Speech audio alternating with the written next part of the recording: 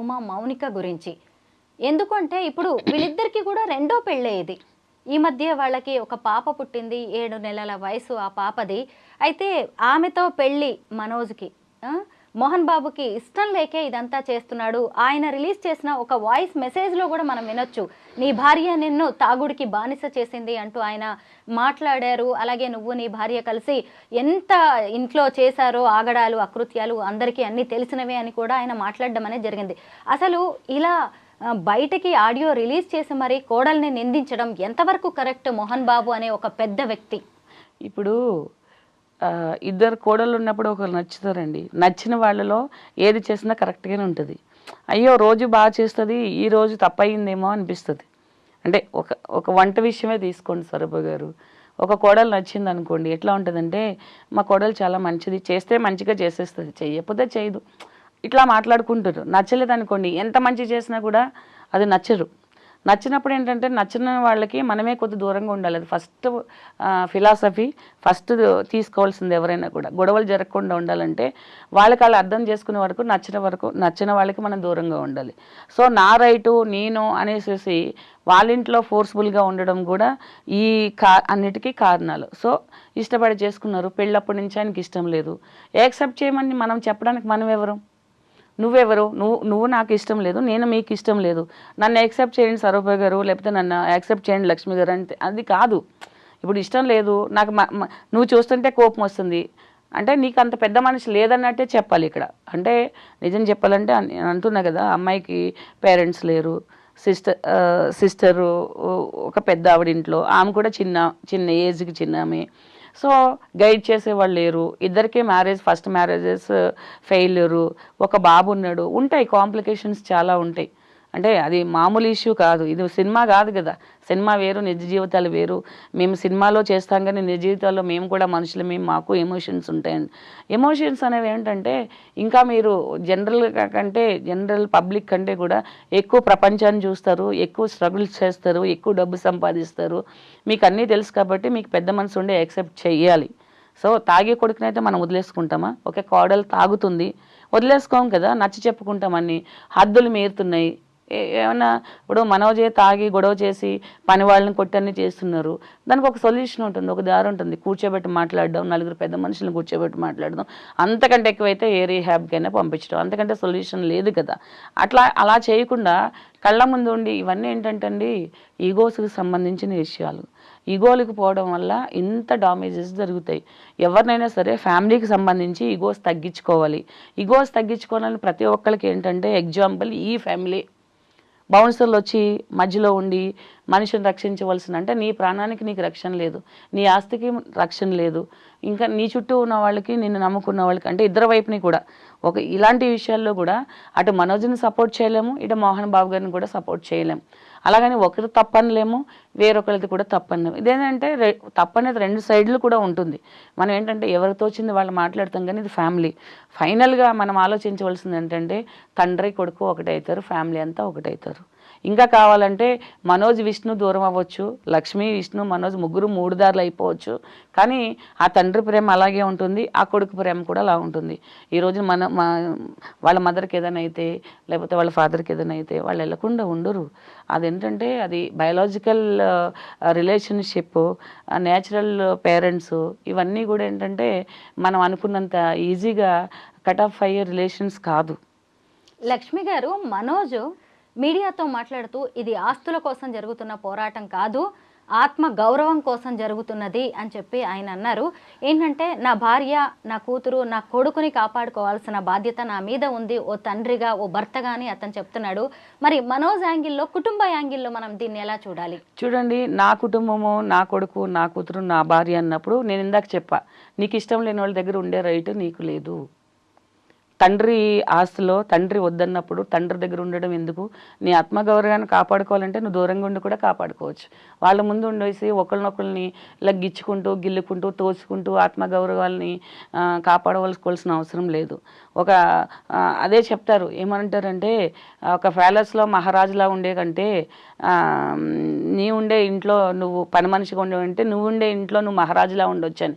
నీ తండ్రి ఇంట్లో నువ్వు చేదరింపులకి, నీ భార్య చేదరింపులకి చేదరిస్తూ, నీ పిల్లల్ని చేదరిస్తూ అలాగా నువ్వు ఉండి అక్కడ ఉండి సాధించడం కంటే మీకు కూడా మనం ఇండివిజువల్గా మనము డెవలప్ అయ్యి ఇండివిజువల్గా మనం దూరంగా ఉండి మనం హర్డిల్స్ అన్ని ఫేస్ చేసుకుని నేను గ్రేటు, నేను ఒక అమ్మాయిని ఇష్టపడి పెళ్లి చేసుకున్నప్పుడు ఆ అమ్మాయిని ఒకరి చేత ఒక మాట అనిపించకుండా నేను పెంచాను అనేసి అది ఆత్మగౌరవం నిలబెట్టుకోవడం అనేది. ఒకటేంటంటే నీ ఇంట్లోకి నువ్వు ఒక బౌన్సుల దాట వెళ్ళవలసిన దాట అది ఆత్మగౌరవం కాదు. అలాగే అదేంటంటే పిల్లని ఇంట్లో వదిలేసి 7 నెలలు పిల్లింట్లో వదిలేసి మనం పోలీస్ స్టేషన్కి అది ఇది వెళ్ళినప్పుడు నువ్వు మీరిద్దరు వచ్చినప్పుడు పాపను కూడా తెచ్చుకోవాలి, 7 నెలల పాపని. సో ఇవన్నీ ఆలోచిస్తే ఏముంటుందని అంటే కొన్ని మీడియా ఛానల్స్ కూడా చెప్తున్నాయి. ఎట్లా అంటే ముందు రోజు ఎంత కుంటుకుంటా వెళ్ళేసి నెక్స్ట్ డే మామూలుగా ఉండేసేసి, ఇది సినిమా కాదు కదండి కట్ అండ్ పేస్ట్లు ఉండడానికి లేకపోతే రీమేక్ చేయడానికి. సో మనం కూడా ఏంటంటే తల్లిదండ్రులు చెడ్డవాళ్ళైనా వాళ్ళ పరువును రోడ్డు మీద పెట్టకుండా ఉండడం అనేది ప్రతి ఒక్క పిల్లల బాధ్యత. అలాగే పిల్లలు చెడ్డవాళ్ళైనా కూడా వాళ్ళని ఆదరించవలసింది తల్లిదండ్రులు కూడా బాధ్యత. సో ఇద్దరు బాధ్యతలు మర్చిపోయినప్పుడు ఇలా రోడ్డు మీదకి రావాల్సి వస్తుంది. లక్ష్మి గారు ఎంత పైకి కాదని చెప్పినా ఇదంతా ఆస్తుల వివాదం. ముఖ్యంగా మోహన్ బాబు యూనివర్సిటీ అలాగే తిరుపతిలోని స్కూలు ఇతర స్థలాలు ఇళ్లకి సంబంధించిన వివాదంగా అయితే కనిపిస్తోంది. ఇది మంచు మనోజ్ ఒక మాట అన్నారు, నా తండ్రి నాకు దేవుడు లాంటివాడు, మా అన్న అలాగే వినయ్. ఈ వినయ్ అనే వ్యక్తి ఎవరు అంటే మోహన్ బాబు యూనివర్సిటీలో ట్రస్టీగా ఉన్నారు ఆయన. వీళ్ళిద్దరు కలిసి మా నాన్నకి నన్ను శత్రువులా చేశారు అని చెప్తున్నారు. ఇటువైపు చూస్తే అన్నదమ్ముల మధ్య కూడా చాలా కాలంగా ఆస్తి వివాదాలు ఉన్నట్టుగా కనిపిస్తోంది. మోహన్ బాబు దీన్ని ఓ తండ్రిగా లీగల్గా ఎలా డీల్ చేయాలంటారు ఈ ఆస్తి వివాదాన్ని? ఒక విషయం ఏంటంటేనండి, ఇందులో ఒక చిన్న గ్యాప్ అనేది పెద్ద యుద్ధానికి కారణమైపోయింది. సో ఈ రోడ్డు మీద పడి ఈ లీగల్గా సెటిల్ అయ్యే విషయం కాదు ఇది. లీగల్గా సెటిల్ అవ్వడం అనేది కాదు. నలుగురు కూర్చొని మనోజ్ని తిట్టాలా, విష్ణుని తిట్టాలా, లేకపోతే మీరు పెద్దవాళ్ళండి ఏంటి ఇలా చేస్తున్నారు, లేకపోతే ఇదంతా అమ్ముపడేద్దాం, ఇది వ్యవహారం ఎందుకు, ఇప్పుడు నీ పరువుని కాపాడండి నీకెందుకు. లిటరల్గా చెప్పాలంటే ఒక ఇన్స్టిట్యూషన్ ఒక మంచి ఉద్దేశంతో పెడతాము, లేకపోతే ఒక బిజినెస్ కోసం డబ్బు సంపాదించడం కోసం పెడతాము. దానివల్ల నీ కుటుంబంలోనే రిలేషన్సే అంటే తెగిపోయి రోడ్డు మీదకి వచ్చే పరిస్థితులు ఉన్నప్పుడు దాన్ని మనం కాపాడవలసిన అవసరం లేదు. ఫస్ట్ కుటుంబాన్ని కాపాడుకుని, తర్వాత మన ఆస్తులను కాపాడుకుని, తర్వాత మన వ్యాపారాలని కాపాడుకోవడం అనేది ఇది ఒక ఛానల్, ఒక సిస్టమ్. కుటుంబమే నాశనం అయిపోయిన తర్వాత ఆస్తులు ఉండి యూనివర్సిటీ ఉండి మీ యూనివర్సిటీలో వచ్చిన ర్యాంక్స్ ఇప్పుడు ఎవరు చూపించరండి. మీరు చిన్న గిల్లుకున్నా గిచ్చుకున్నా అరుచుకున్నా చూపిస్తూ ఉంటారు. సో ఒకటేంటంటే బ్యాలెన్స్ తప్పినప్పుడు ఏదైనా విషయము అది ఎట్లా వేరు చూడండి, నేను జరిగిన ఇన్సిడెంటే చూద్దాం. అంటే ఒక TV9 రిపోర్టర్ని ఆ కోపంలో ఆయన ఎవరి మీద తీశారు. నేను ఇదే అడగబోతున్నాను లక్ష్మి గారు. ఎన్ని రోజులు దీన్ని వీళ్ళ కుటుంబ వ్యవహారంగానే చూసాము, అక్కడి వరకే మనం అందరం డిస్కస్ చేసుకున్నాం. కానీ ఎప్పుడైతే మోహన్ బాబు అనే వ్యక్తి మీడియా మీద ఇంత తీవ్ర దాడి చేశాడో దీన్ని ఎలా ఖండించాలి? మీడియా మీద దాడిని మీరెలా చూస్తారు? ఎంతవరకు ఇది కరెక్ట్? మోహన్ బాబుకు ఆవేశం ఉండొచ్చు, ఆవేదన ఉండొచ్చు, కానీ అంత తీవ్రంగా ఇప్పుడు మీడియా మీద దాడి చేసిన చూడాలి. ఇప్పుడు మీడియా మీద దాడి చేశారండి అంటే మీడియా వాళ్ళు అడగడం నచ్చలేదు, మీడియా వాళ్ళు ఆయనకు ఫేవర్గా అడగలేదు, మీడియా మీద దాడి చేశారు.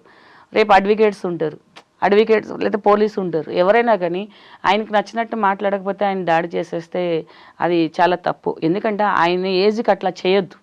మనోజ్ చేశారో విష్ణు చేశారంటే మనము సరేలే యంగ్ బ్లడ్ అంటే ఆ ఏజ్ కొంచెం ఆయనకంటే అట్లా అనుకో, వాళ్ళు కూడా చేయకూడదు. సో మనం ఏదైనా కొంచెం సమర్థించుకుంటాం, ఏదో ఆవేశంలో చేస్తారు సారీ అని అనడానికైనా ఉంటుంది. ఆయనది సారీ చెప్పి వయసు కాదు, అలా అనేసి ఆయన అలా చేయడం అనేది కాదు. నేను చాలా తీవ్రంగా ప్రతి ఒక్కళ్ళని ఖండిస్తాం. ఎందుకంటే చట్టాన్ని మన చేతిలో తీసుకునే హక్కు ఎవరికి లేదు. అలాగే వ్యక్తిగతంగా ఎవరిని టార్గెట్ మీరు కొట్టుకు చేస్తూ మీరు చేస్తూ మధ్యలో అనండి. మీరు సొసైటీలో ఉన్నప్పుడు 100 మంది ఇన్వాల్వ్ అవుతారు, 100 మంది 100 రకాలుగా కామెంట్ చేస్తారు. నీకు నెగిటివ్గా వచ్చింది వినొద్దు, ఏ ట్రోల్ అయినా లేకపోతే ఏ వీడియో అయినా చూడొద్దు. మేము చేసేది మేము చేస్తాము మీరు చెప్పొద్దనంటే, మీరు క్లారిటీ ఉన్నప్పుడు 100 మంది ఉన్న మీడియాకు ఉన్న రైట్స్ బట్టి లేకపోతే పబ్లిక్ ఉన్న రైట్స్ బట్టి వాళ్ళు వాక్ స్వాతంత్రాన్ని బట్టి ఏదైనా మాట్లాడుకుంటారు. మేము హర్ట్ అవుతున్నామని అంటే అది కాదు. మీరు ఒక టికెట్ లేని సినిమా చూపిస్తే ఇప్పుడు 1500 టికెట్ పెట్టుకుని చూడడానికి కొంతమందికి బాధేస్తుంది, చాలామందికి బాధేస్తుంది. కానీ ఫ్రీగా ఏదైనా ఎంటర్టైన్మెంట్ అంటే మనము బాగా ఎక్కువ చూస్తాం, వాట్ నెక్స్ట్ ఏమవుతుంది అని చెప్పేసి. కాబట్టి ఏంటంటే అలా చేతుల్లోకి తీసుకోవడం, ఆ వయసులో అంత కోపం. నిజంగా చనిపోయి ఉంటాడు, ఆయన వదిలేస్తారా? రేపన్న రోజుని ఆయన అరెస్ట్ చేయరా? ఆయన జైలుకి పంపించరా? అవసరమా ఈ వయసులో ఇవన్నీ కూడాను? అలాంటి గొడవలు జరుగుతున్నప్పుడు ఆ ఏజ్లో ఆయన బయటకే రావద్దు అసలు. ఇప్పుడు నువ్వు బయటకే రావద్దు. అంతా మనకి పోలీసు ఉన్నారు, అంతా ఫోన్ మీద నడుస్తుంది, లేకపోతే ఒక వాట్సాప్ పెట్టి ఇక్కడ ఎంతమంది ఉన్నారంటే పోలీసులు అలర్ట్ అవుతారు. సో మీ ఇంట్లో మీరు ఉంటే అయిపోయేదానికి బయటకు వచ్చి మనం ఒక సినిమాలో ఫైట్ చేస్తున్నట్టు చేస్తే ఆయన ఏజ్కి కూడా అది మంచిది కాదు. సో దట్ అది చాలా తప్పు. ఎవరి మీదైనా సరే చట్టపరమైన చర్యలు ఉంటాయి, ఆయన మీద కూడా ఉంటాయి. మీడియా మీద దాడి అనే దాన్ని ఇటు జర్నలిస్టు సంఘాలు కూడా ఖండిస్తున్నాయి. ఫిల్మ్ ఛాంబర్ వైపు తర్వాత ఆయన ఇంటి దగ్గర కూడా ఆందోళనకు దిగారు. మనోజ్ కూడా మీడియాకి సపోర్ట్ చేశారు. కానీ కొంచెం మంచు విష్ణు మాత్రం ఇంకా చులకనగానే మాట్లాడుతున్నట్టుగా కనిపిస్తోంది. ఇంకొక వైపు చూస్తే కొడుకు కోసం రిలీజ్ చేసిన ఆడియో మెసేజ్లో కూడా మీడియాని చాలా చిన్న చూపు చూస్తూ మాట్లాడారు మోహన్ బాబు అనే వ్యక్తి. ఈ మీడియా వాళ్ళు టీఆర్పీస్ కోసం ఇలాగే చేస్తారు, నువ్వు వాళ్ళ మాటలు నమ్ముతావా, మన ఇంటి గుట్టు బయటకి తీసుకొస్తావా అని చెప్పి. అంటే అసలు ఆయన వైఖరే మీడియా విషయంలో తప్పుగా ఉన్నట్టుగా కనిపిస్తోంది. దీన్ని ఎలా చూడాలి మనం? ఎట్లా అంటే పెద్దవాళ్ళు ఏ దారి వెళ్తారు, చిన్నవాళ్ళు అదే దారి వెళ్తారు, అదే నేర్చుకుంటారు బేసిక్గా. మనము జనరల్గా ఏంటంటే ఎడ్యుకేషన్లో ఏం చెప్తారనంటే, ఎడ్యుకేషన్లో ఒక మెయిన్ పార్ట్ ఏంటంటే, మెయిన్ సబ్జెక్ట్ ఏంటంటే ఎథిక్స్. అంటే ప్రొఫెషనల్ ఎథిక్స్ అవనివ్వండి, పర్సనల్ ఎథిక్స్ అవనివ్వండి, సోషియలాజికల్ ఎథిక్స్ అయినా ఎథిక్స్ అనేవి ఉంటాయి. ఎథిక్స్ అనేది ఎక్కడ నేర్చుకుంటాం అంటే ఇంట్లోనే నేర్చుకుంటాం. ఇంట్లోనే ఇది చేస్తున్నావు తప్పు, ఇలా మాట్లాడకూడదు, ఇలా రెస్పెక్ట్ ఇవ్వాలి, మనల్ని ఎప్పుడు కూడా ఎక్కువ చేసుకుని మాట్లాడకూడదు, మనం న్యూట్రల్గా ఉండాలి, సో ఎదుటి వాళ్ళని తక్కువ చేసి మాట్లాడకూడదు. ఇవన్నీ ఏంటంటే ఇంట్లో నేర్పించవలసినవండి. ఇవెవరు వచ్చి నేర్పించరు. చదువులో కూడా ఎడ్యుకేషన్ అనేది ఓన్లీ బుక్ నాలెడ్జ్ మాత్రమే ఎడ్యుకేషన్ అని అనుకోవద్దు. సో వాళ్ళకి నేర్చుకున్న దాన్ని బట్టి వాళ్ళు ఉంటుంది. ఎదుటి వాళ్ళని చులకన చేసి మాట్లాడడమా, లేకపోతే వాళ్ళని ఎక్కువ చేసుకుని మాట్లాడడమా, లేకపోతే వాళ్ళ కుటుంబంలో వాళ్ళని ఇది చేసుకోవడం అనేది మనది కూడా తప్పే. గమ్మున అయిపోతే కొన్ని రోజులకి ఇవన్నీ సాల్వ్ అయిపోతాయి. ఏదో లాగాలి, ఎక్కడో ఏదో ఉంది లాగాలని చెప్పేసి కొండనంతా తవ్వితే ఏమవుతుంది? ఎలుకను పట్టుకోవచ్చు, పట్టుకోకపోవచ్చు. ఎవరి మీద కోపం ఎవరికి తీస్తున్నావు? నీ కుటుంబాన్ని నువ్వే పరుగు పెట్టుకుంటున్నావు. ధర్నా చేస్తే ఏమొస్తుంది?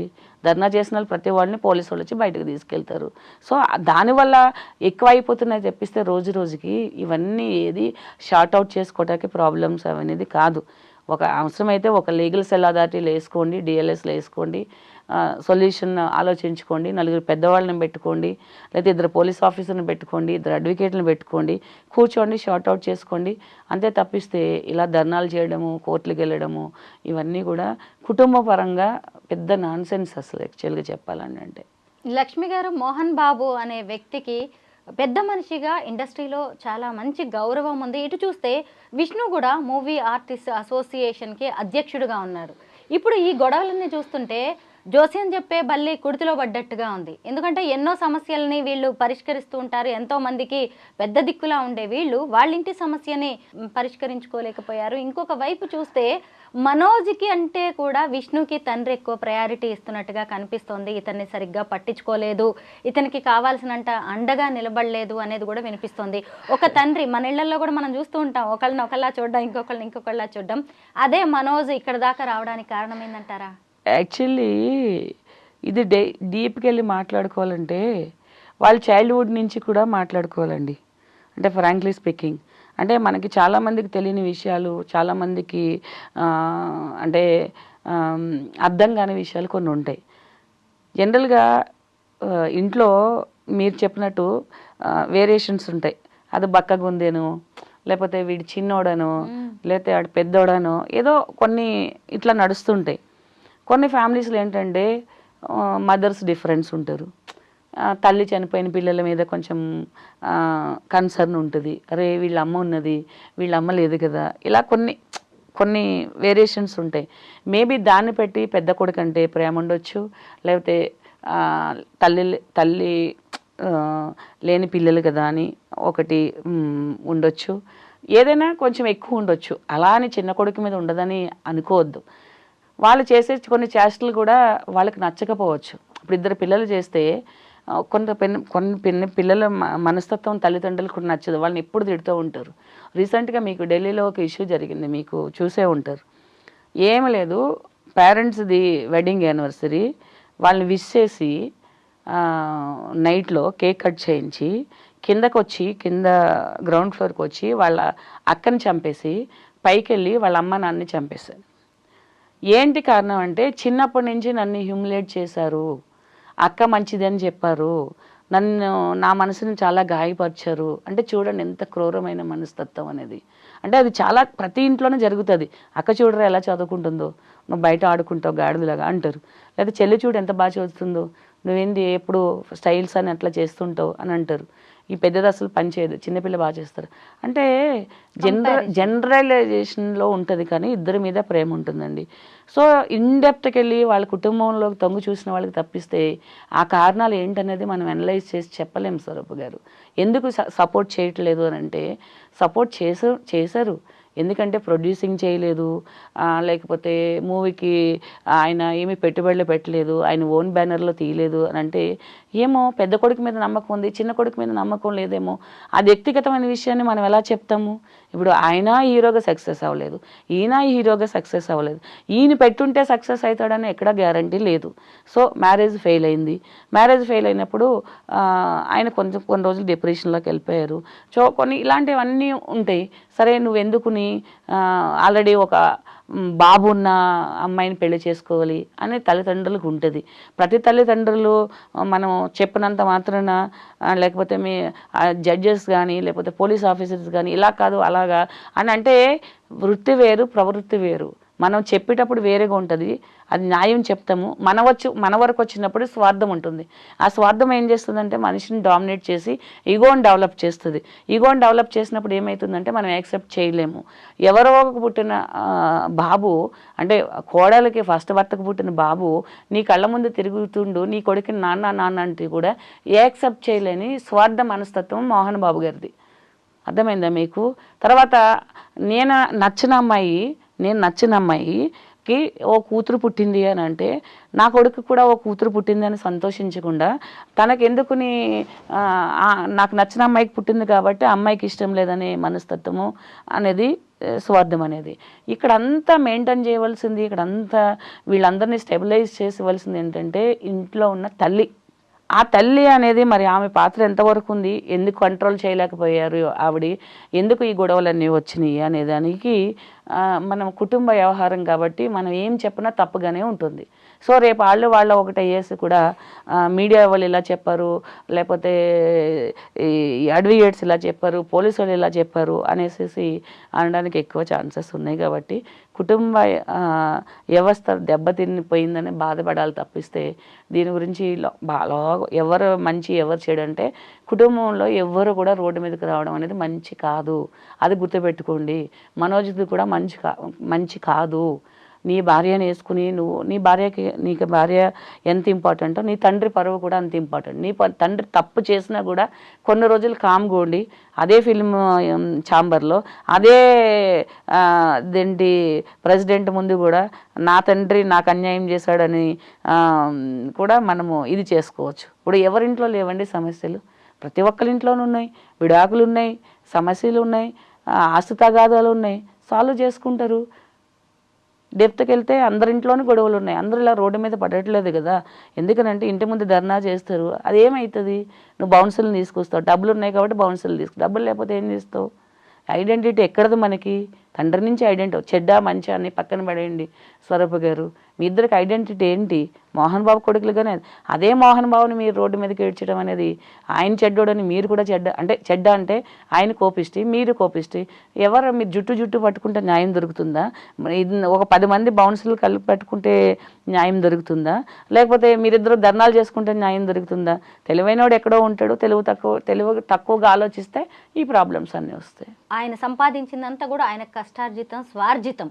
ఆయన ఆస్తిని కొడుకులకి ఇచ్చుకుంటారా, ఇంకెవరికైనా ఇచ్చుకుంటారా అనేది ఆయన ఇష్టం.